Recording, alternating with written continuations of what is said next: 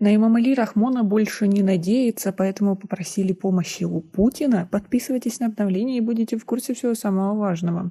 Мусульманская община Московского округа Котельники обратилась к президенту России за защиту от произвола, которому, по ее утверждению, она подвергается в результате непрекращающихся рейдов силовиков. Мы, община мусульман городского округа Котельники, обращаемся к вам, как к гаранту Конституции России для защиты наших прав и свобод, отметили представители общины на распространенном в сети видео. На видео они поведали о последнем рейде, который произошел 7 июля в молельном доме, который находится в многоэтажке в подмосковных Котельниках. В тот день сотрудники ОМОН пришли на пятничную молитву и пытались разогнать людей.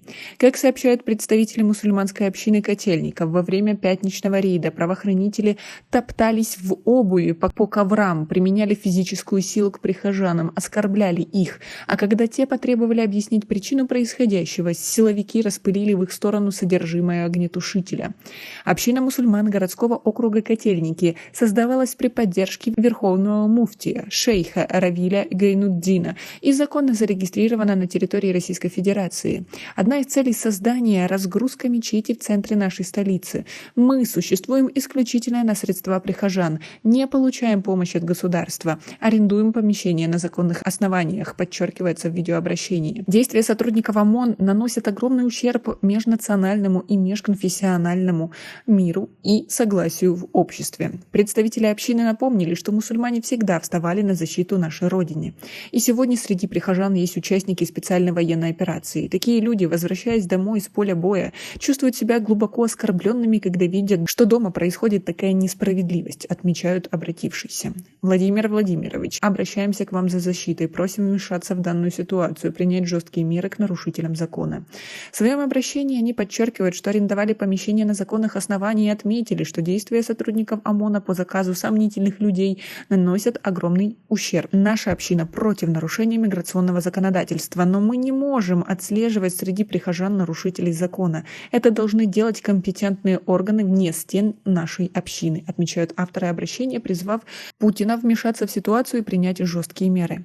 7 июля в молельном доме, который находится в 17-этажном доме в подмосковных Котельниках, сотрудники ОМОН пришли на пятничную молитву для проверки документов. По сообщениям очевидцев, силовики зашли и хотели вывести всех прихожан, но не смогли это сделать. Духовное управление мусульман Московской области в пятницу 7 июня 2023 года выступило с заявлением, в котором категорически осуждает совершенный в этот день очередной рейд российских силовиков в молельном доме в Котельниках. Духовное управление мусульман Московской области категорически осуждает варварские действия сотрудников ОМОНа, проводивших этот уничижительный рейд, который по своим методам больше похож не на проверку документов, а на операцию по задержанию особо опасных преступников. Считаем, что официальные места, в которые люди приходят молиться, не должны становиться площадками для проведения силовых операций, а сегодняшний рейд именно таковой и является. Между тем, во время рейда было задержано около 70 иностранцев без документов, что является нарушением миграционного законодательства. Подобные рейды силовиков тут не редкость. Сами жители Котельников не так давно жаловались тому же Путину на засилье мигрантов в районе. Им не нравится, что в 17-этажной жилой многоэтажке устроено молельное помещение. В видеообращении к президенту России Владимиру Путину звучала просьба закрыть частную мечеть, где собираются до 1000 человек и занимают все парковочные места у дома. Еще в мае силовики закрыли этот молельный дом. На жалобы отреагировал Следственный комитет. Молельный дом нагрянули правоохранители и различные службы с проверками. Областной СК выявил 34 нарушения, в том числе миграционного законодательства и ПДД, и даже возбудил уголовное дело о халатности. Тогда силовики пришли после репортажа об этом молельном доме на ТВ. Напомним, что в марте в Косино-Ухтомском районе разгорелся скандал вокруг строительства мечети, когда десятки протестующих собрались возле Святого озера. После этого мэр Москвы Сергей Собянин заявил, что мечеть построят в другом месте.